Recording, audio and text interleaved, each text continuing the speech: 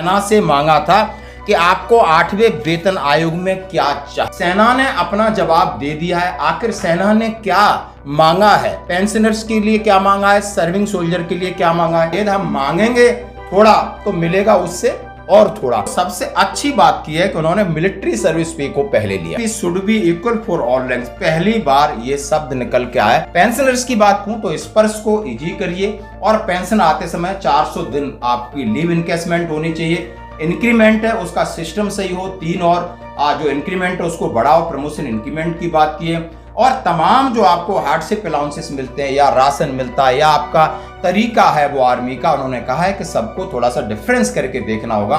और बड़ी बात कही है कि आर्मी का जेसीयू है चाहे अफसर है, उनको जब उनकी पॉलिसी उसमें शामिल किया जाना चाहिए। जय हिंद दोस्तों, आज है 16 तारीख और 15 तारीख थी डेडलाइन। हाँ जी दोस्तों, और सेना से मांगा था कि आपको 8वें वेतन आयोग में क्या चाहिए। सबसे पहले वो लेटर था और आपको उसको फीडबैक फॉर्म भी था और क्या रिक्वायरमेंट है, इस तरीके के अपेंडिक्स थे।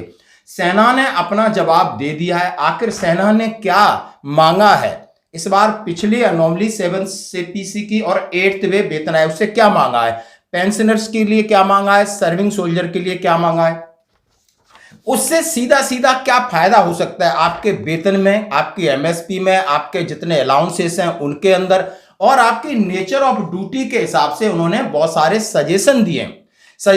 बहुत अच्छे सजेशन है और उसमें जेसीयू जवान और अधिकारियों को सीधा फायदा होगा,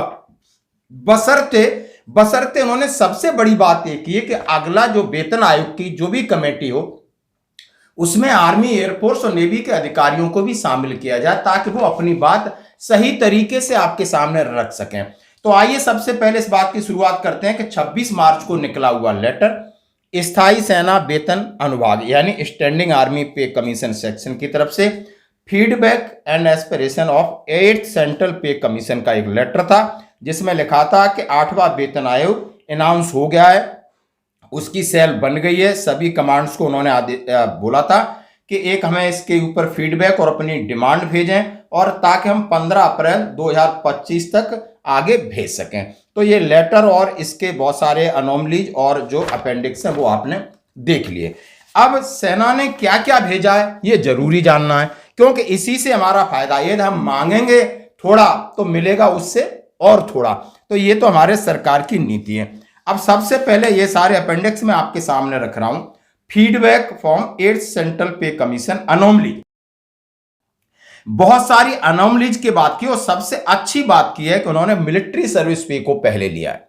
अब मिलिट्री सर्विस पे यानी जो हमें मिल रहा है लगभग आप सभी जानते हैं 5200 जेसीयू जवान को मिलता है, अफसर को 15,500 मिलता है और एमएनएस को 10,500।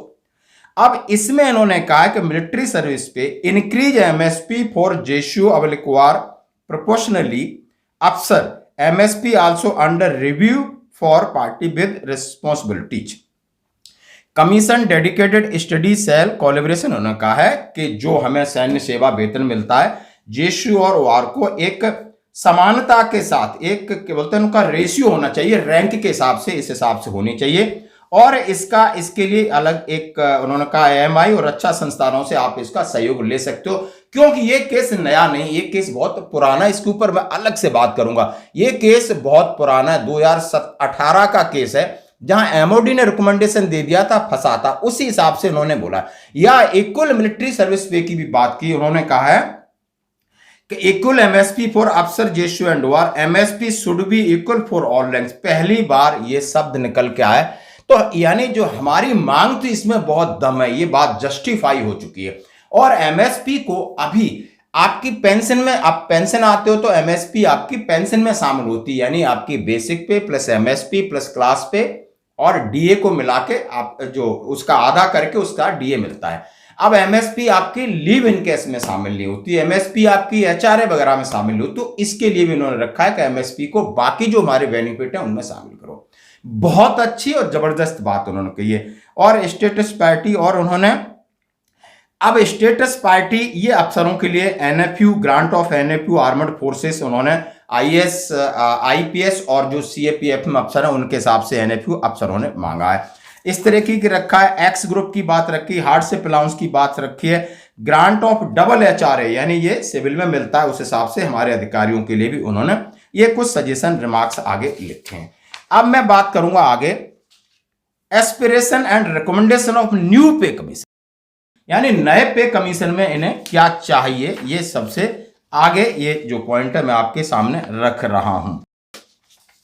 ट्राई सर्विस इंक्लूड सर्विस अफसर, ट्राई सर्विस रिप्रेजेंटेशन, आप सभी समझ सकते हो ट्राई सर्विस रिप्रेजेंटेशन का एक दौर चल गया, यानी तीनों सेनाओं में कहां आपने किस तरीके से रखना, जैसे भी थिएटर कमांडर सब साथ करते हैं।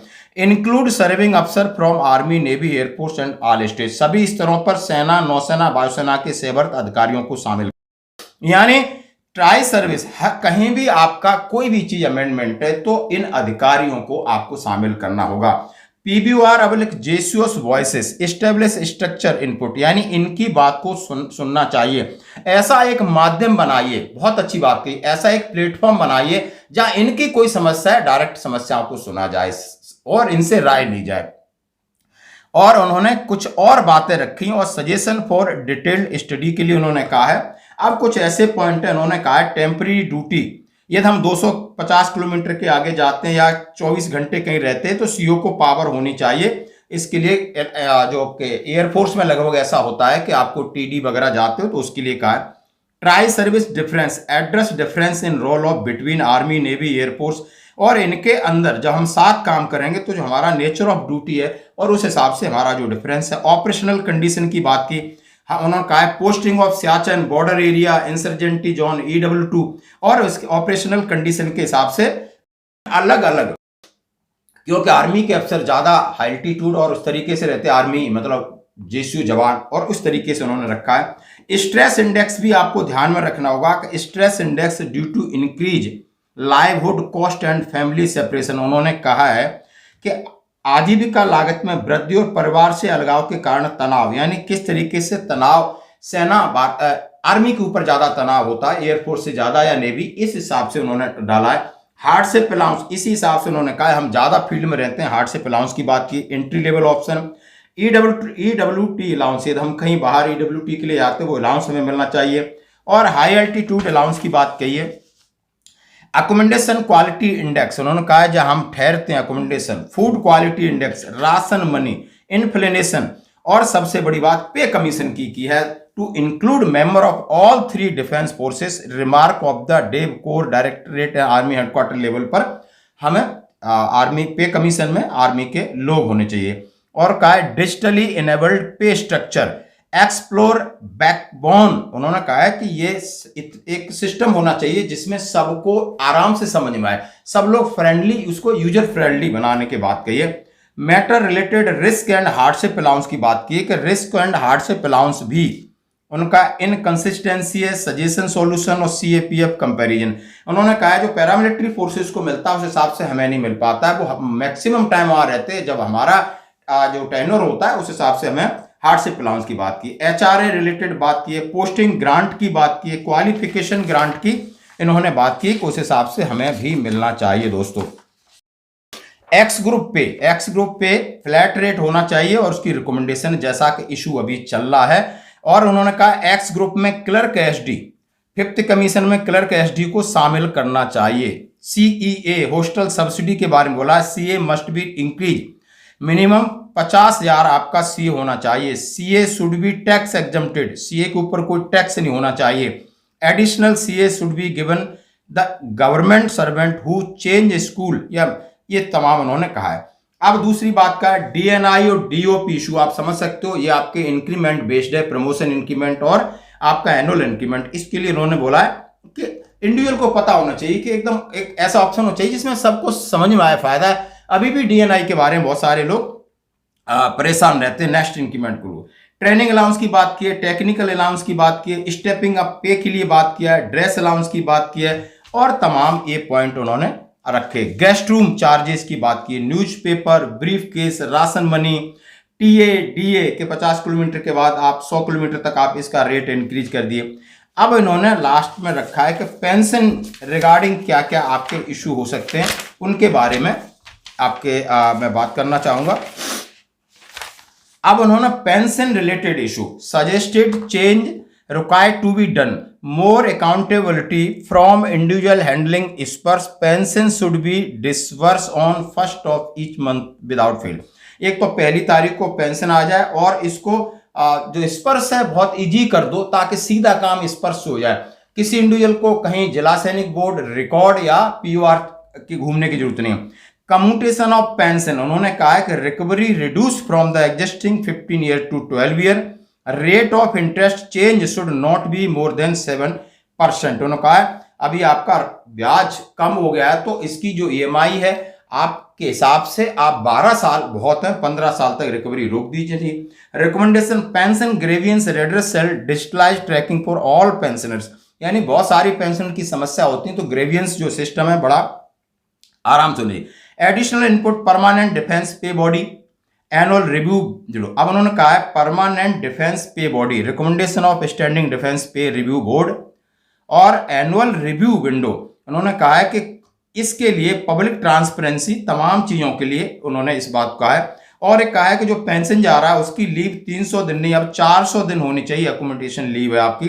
Promotion increment should be greater than normal increment, और जो प्रमोशन इंक्रीमेंट है जो नॉर्मल इंक्रीमेंट 3% का है, प्रमोशन इंक्रीमेंट बढ़ा देना चाहिए। Annual increment should be increase, transportation allowance should be increase, यानी सारी हर क्षेत्र को इन्होंने कवर किया है और उसके सजेशन और लॉजिक भी आपके सामने रखे हैं। अब मैं मोटी मोटी बात करूं कि जो फीडबैक आपसे 15 तारीख तक मांगा था आपने भेज दिया है।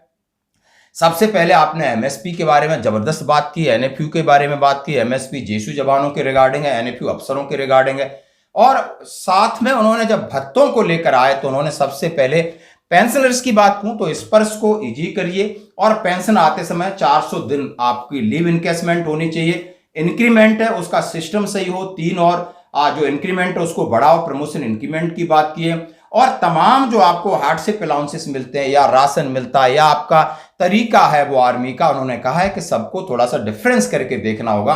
और बड़ी बात कही है कि आर्मी का जेशू है चाहे अफसर है उनको जब उनकी पॉलिसी उसमें शामिल किया जाना चाहिए। तो दोस्तों ये था, ये उन्होंने अपना काम करके भेज दिया है। इसी से सारी चीजें तय होंगी दोस्तों, क्योंकि आगे पेंशनर्स भी आपको वन रैंक वन पेंशन का फायदा, यदि ये सारी चीजें मिलती हैं हमें आज फायदा नहीं दिखाई देगा तो, लेकिन आप समझ सकते हो कि 1 जुलाई 2029 को आपको 2028 में जाने वाले एक जेसीओ को, एक जवान को, उसको बेस ईयर मान के सारी चीजें आपकी बदल जाएंगी। तो ये फायदा हम सबको होने वाला है। धन्यवाद।